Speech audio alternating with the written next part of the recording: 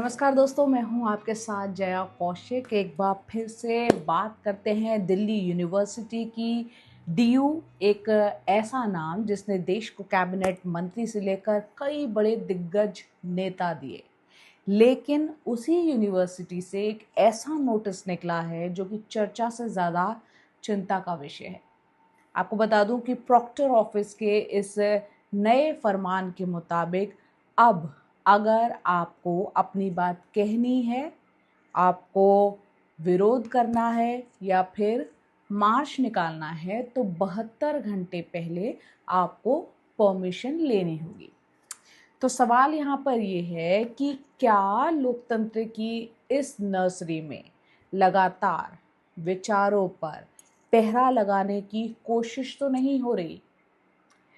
पहले 17 फरवरी से एक महीना धरना, विरोध, प्रदर्शन आदि सब पर पाबंदी रही। फिर आपको याद होगा जो लॉ फैकल्टी है वहाँ पर कल्चरल प्रोग्राम पर रोक। अब एक नया फरमान प्रॉक्टर ऑफिस की तरफ से जो नोटिस आया है, उसमें कुछ बातें जो हैं वो वाकई में हैरान करने वाली हैं।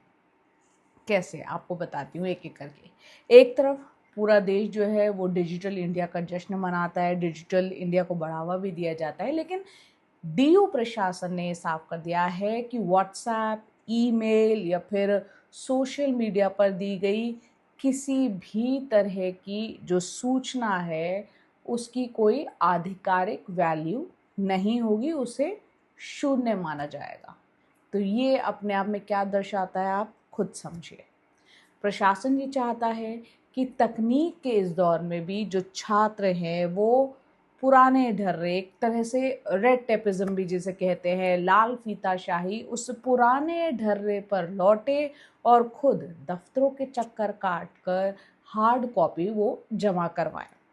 सिर्फ प्रॉक्टर ऑफिस ही नहीं, आपको इलाके के जो डीसीपी हैं या फिर एसएचओ हैं उनके पास भी हाजिरी लगानी होगी अगर आपको जो है धरना प्रदर्शन करना है। 72 घंटे पहले परमिशन की यहाँ पर बात हो रही है, क्या क्या नॉर्म्स और रेगुलेशन बताए गए हैं इसके अंदर।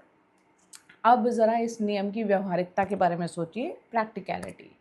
मान लीजिए आज किसी हॉस्टल के मेस में खाने में कीड़ा निकलता है, ठीक है, या फिर कैंपस में किसी छात्र या फिर छात्रा के साथ कोई बदसलूकी होती है, तो क्या छात्र 72 घंटे तक चुपचाप खामोशी से इंतज़ार करेंगे? 3 दिन तक न्याय का इंतज़ार करेंगे और जब तक प्रशासन की अनुमति मिलेगी तब तक एक तरह से सबूत हो या फिर विरोध के जो स्वर है या पूरा मामला खुद ही खुद ठंडा पड़ चुका होगा, दम तोड़ चुका होगा?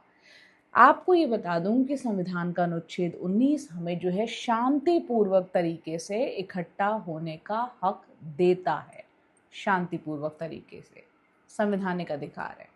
प्रशासन अनुशासन का हवाला दे रहा है, लेकिन ये नियम शांति के नाम पर कहीं ना कहीं कैंपस में एक सन्नाटा पैदा करने की कोशिश से ज़्यादा लग रहा है।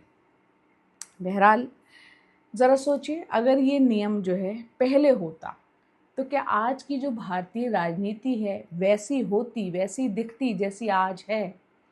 इसी दिल्ली यूनिवर्सिटी की दीवारों के बीच से विदेश मंत्री एस जयशंकर की बात करें, चाहे वित्त मंत्री निर्मला सीतारमण की बात करें, फिर चाहे वो पीयूष गोयल उनकी बात करें, कई नेता यहाँ से दिल्ली यूनिवर्सिटी से निकले हैं। और सिर्फ सत्ता पक्ष के ही नहीं, विपक्ष की तरफ आप नज़र डालें, कई कद्दावर नेता हैं, जैसे शशि थरूर साहब हैं, कपिल सिब्बल हैं, अजय माकन हैं। ये सब दिल्ली यूनिवर्सिटी इसी कैंपस की मिट्टी से निकले हैं और राजनीति का ककहरा सीखा यहीं है इन्होंने। अरुण जेटली साहब जो कि दिवंगत हैं, अब इस दुनिया में नहीं है, वो भी दिल्ली यूनिवर्सिटी छात्र संघ के अध्यक्ष रहे, जिन्होंने इमरजेंसी के काले दौर में यहीं से लोकतंत्र की एक मशाल भी जलाई थी। अब विडंबना देखिए, जिस यूनिवर्सिटी ने देश चलाने वाले इतने कद्दावर, दिग्गज, बड़े बड़े नेता एक तरह से कह सकते हैं वो हाथ दिए राजनीति में, आज उसी के छात्र अपनी बुनियादी मांगों के लिए 72 घंटे की परमिशन के मोहताज हो गए हैं। डीयू का ये फैसला उस स्वतंत्र सोच पर हमला है एक तरह से, जिसके लिए ये यूनिवर्सिटी दुनिया भर में मशहूर है, जानी जाती है। बहुत से लोगों का सपना होता है दिल्ली यूनिवर्सिटी में एडमिशन का। यूनिवर्सिटी को एक बंद जेल की तरह नहीं, बल्कि एक खुले विचार वाले मंच की तरह काम करना चाहिए। आप इस नए नोटिस के बारे में क्या सोचते हैं? आपकी इस पर क्या राय है? अपने कमेंट देकर ज़रूर बताएं।